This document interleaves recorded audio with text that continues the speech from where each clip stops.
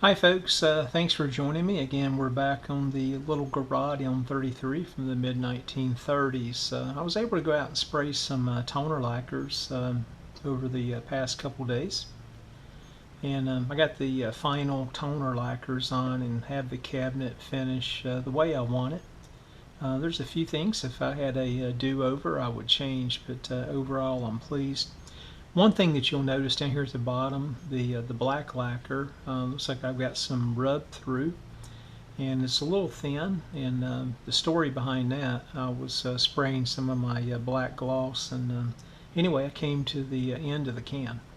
So thought about it, and got up this morning, looked at it, and really love it. And the reason why, especially after using some steel wool on it, it adds some age and character to the radio. So I'm not going to go back and try to make this thing perfect. There's 4 or 5 other flaws in the cabinet anyway. And again, this wasn't a complete rebuild of the fascia area up here, which was really bad in this grill area. So I want to just let it be. I think it, again, it adds a lot of character to the radio. It's a little thin again in this area over here, and another little small piece over here on this side. One thing I wanted to point out, you'll see you've got this black stripe here that runs in the fluted areas on both sides. And I use the Gesso product. I've used this before, and I think I featured it in some videos probably a year or two back. But this product really works well. Again, I could have taken the time to tape all this out and get black lacquer and go down these areas.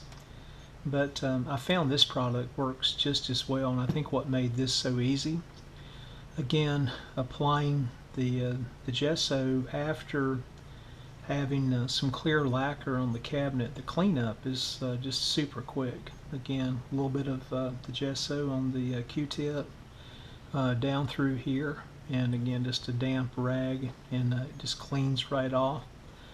A little fine tuning, and let that dry, and you can just clear coat right over the top of it. Same thing for inside these grill areas, and I've used it numerous times instead of messing with lacquer.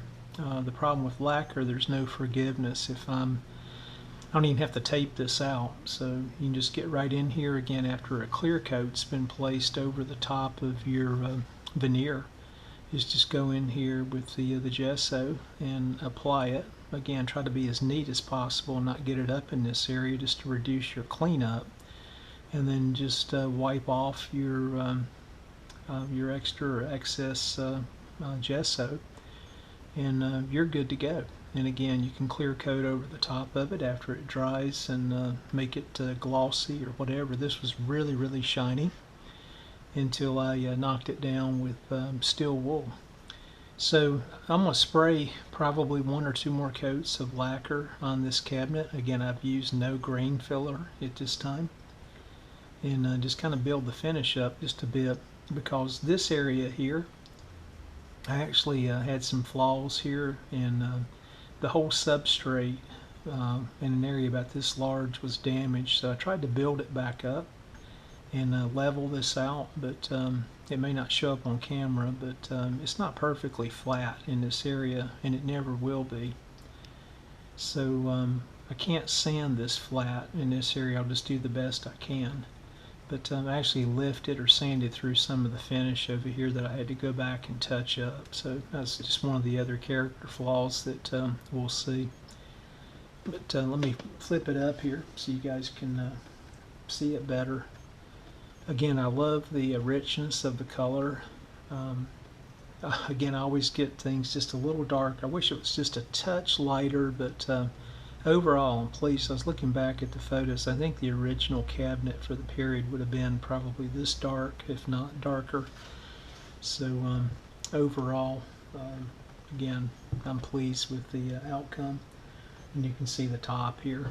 And again, you can see again where I used the gesso down these areas here to match what I think is the original finish. At least the photos that I had to go by are my cabinet before stripping and rebuilding. The sides themselves turned out great as well. Used perfect brown in this area. Extra dark walnut was just too dark, and you couldn't see the contrast between the black and the extra dark walnut. Maybe a little bit darker walnut in this area would have been appropriate, but and again you can see the grain hasn't been filled, but just beautiful on this side and the other side as well. So again, you can see some of the fine scratches from taking some of the steel wool. I did have a veneer repair I did in this area, and it's lifted just a bit, so I'm going to have to get back in there and just do one final repair on that before I apply my next coats of lacquer. But overall pleased, because I took a cabinet that was not really presentable, and again I've got the electrical restoration behind me, so you folks stay with me. I've got the grill cloth selection. I've already picked it out. I'm going to use the same grill cloth on this cabinet as my Zenith. So I think it'll be a great match for this cabinet. We'll get the escutcheons back on, the main one, and around the tuning selector and the volume on and off. Got to figure out what I'm going to do with knobs, because I've got, I think it was 4 different knobs. I don't know if any of them are really from the period or just ones that folks picked up at some point and threw on the cabinet. So we'll try to identify the right wooden knobs, most likely for this radio from the 30s. I'll get something made or placed on here. Get this thing back together. We'll fire up the Garod radio, see if it plays. Bring it up slowly on the Variac. It hasn't been played in over 18 months. I'll dig that up out of storage. Get this thing back together soon. Again, I'm going to give it a few weeks before you'll see another video on this, because I'm going to again hit it with some more lacquer, hopefully today, and we'll let that dry for a few days, and then I'll knock it down again with some steel wool. So folks, thanks again for following along on this little Garod M33. Probably again one final video to come, or maybe 2 if I elect to do something on the knobs myself to try to fabricate those. Thanks again for watching.